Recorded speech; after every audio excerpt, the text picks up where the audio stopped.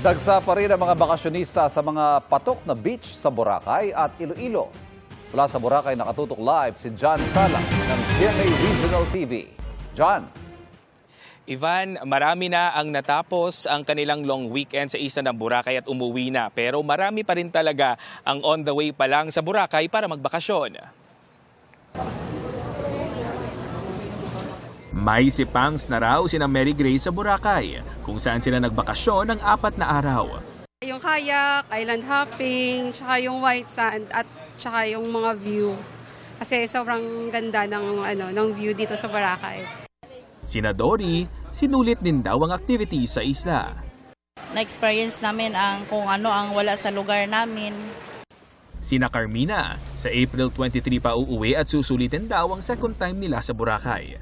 Ang ganda po ng view, tsaka yung surroundings po dito nakaka-relax talaga.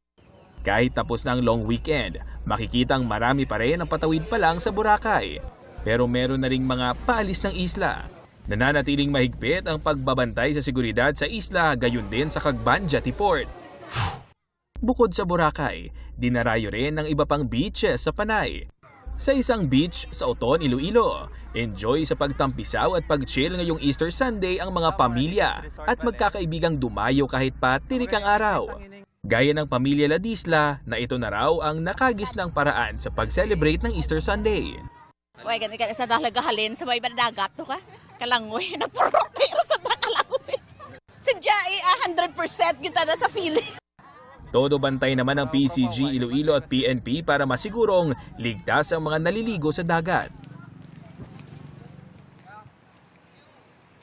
Ivan, kanina nga ay punong-puno pa rin ang mga turistang beachfront area ng Boracay. Dito naman sa Katiklan Jetty Port ay patuloy pa rin ang pagbiyahe ng mga pump boat papunta ng isla ng Boracay kasi marami talaga ang ngayon palang magsisimula ng kanilang bakasyon. Yan ang latest dito sa Malay Aklan. Balik sa inyo.